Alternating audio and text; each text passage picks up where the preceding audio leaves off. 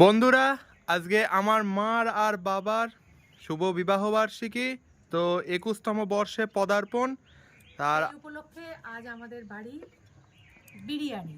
তাও আবার মটন বিরিয়ানি। হ্যাঁ, দেখো, এক মটন গামলা মটন বিরিয়ানি। বিরিয়ানি। এটা সবে বানিয়ে আনলাম, একদম কিন্তু গরম আছে প্রচণ্ড।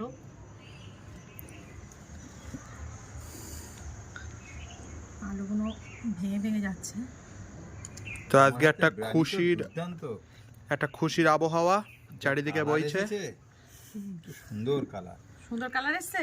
হ্যাঁ, দেখে তো জিভে জল নাও পড়ছে। শুরু করো, তারপর আবার দিচ্ছি।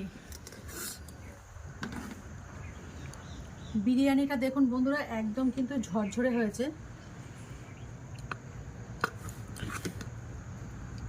তো বন্ধুরা, বিরিয়ানির কালারটা খুবই সুন্দর এসছে। বাড়িতে বিরিয়ানি বানানো একটা কষ্টসাধ্য ব্যাপার আমি জানি, কিন্তু তাও একটা ঝরঝরে বিরিয়ানি বানানো, বাড়িতে বিশেষ করে বানানো বিরিয়ানি খুবই খেতে সুন্দর হয় আর স্বাস্থ্যের জন্য খুবই ভালো। বাইরের বানানো বিরিয়ানি শুধু সুস্বাদুই হয়, স্বাস্থ্যের জন্য মোটেই ভালো না। একদমই। আর এখানে কিন্তু আছে সালাড, আর এখানে আছে ঠান্ডা। তো বিরিয়ানির সাথে সালাড ছাড়া আর ঠান্ডা ছাড়া কিন্তু জমে না, ওই জন্য ওগুলো তো রাখতেই হবে। আমার তো প্রিয় বিরিয়ানির সাথে পেঁয়াজ, শসা, সালাড, এক কথায় সালাড। আর আমার বিরিয়ানির সাথে ঠান্ডা মানে কোল্ড ড্রিঙ্কস জাস্ট তো নাও, জমে শুরু যায়। করো, শুরু করো, শুরু করো। বাবা, খাওয়া শুরু করো আর বন্ধুদের জানাও যে কেমন খেতে হয়েছে। একদমই, একদমই, একদমই।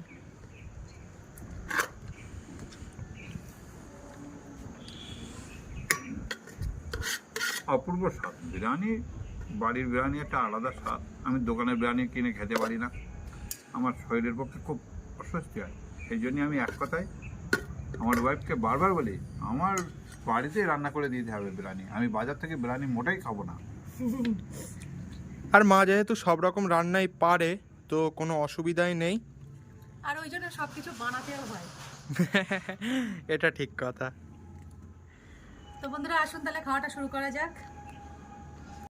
বন্ধুরা দেখো, মা এখানে বিরিয়ানি দিয়ে দিয়েছে আর কত সুন্দর লাগছে এটা দেখতে।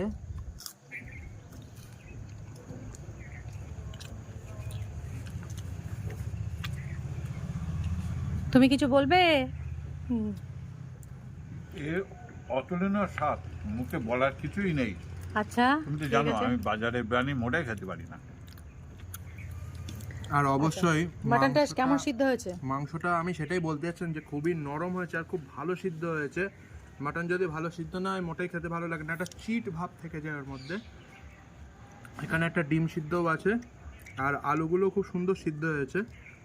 দেখো কতটা একটা ঝরঝরে ভাত। বাড়িতে বানানো বিরিয়ানি একদম দোকানকে হার মানাবে।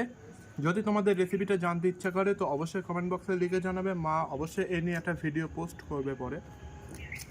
টেস্ট কেমন এসছে বিরিয়ানি? বিরিয়ানির টেস্ট তো আমি বললাম দোকানের থেকে ভালো এসছে, অবভিয়াসলি একটা লাজবাব টেস্ট। তাই? হুম। আর বাড়িতে বানানো যে কোনো খাবার কিন্তু বন্ধুরা আপনারা জানেন যে সেটা স্বাস্থ্যকর, আর খেতেও কিন্তু অবশ্যই ভালো হয়। বন্ধুরা, দুপুরের খাওয়াটা কিন্তু আমরা খুবই এনজয় করছি। আশা করছি তোমাদের ভিডিওটা ভালো লাগবে। আমাদের আরও ভিডিও যেগুলো পোস্ট করা হয়, প্রিভিয়াস ভিডিওগুলো তোমরা দেখো। যদি তোমাদের পছন্দ হয় তো লাইক করে দাও, নিজের মনের মতো কমেন্ট করো।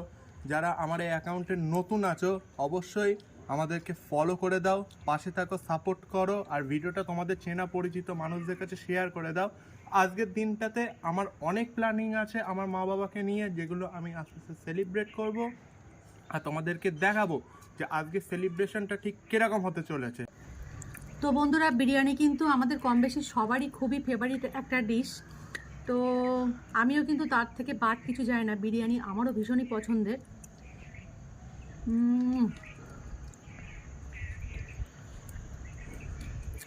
মাংসটা দেখো কত সুন্দর সিদ্ধ হয়েছে। এখানে কিন্তু আলুটাও খুব ভালো সিদ্ধ হয়ে গেছে। তো আজ দুপুরে খাওয়া কিন্তু আমাদের জমজমাট।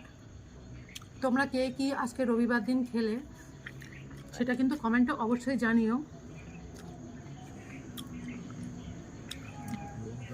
তো তোমরা শুনলে যে আজকে এই বাড়িতে বানানো বিরিয়ানিটা ঠিক কেমন স্বাদ হয়েছে, কেমন খেতে হয়েছে। তো এখনো অনেক সেলিব্রেশন বাকি, পরপর ভিডিও আসতে থাকবে, তোমরা যেন মিস করবে না, ভিডিওগুলো দেখবে আর পছন্দ হলে লাইক করে দেবে। তো আজকে এই ভিডিওটা এই পর্যন্তই। আমাদের দুপুরে খাওয়া তো জমজমাট, তোমাদের বাড়িতে দুপুরে কি হলো অবশ্যই জানিও।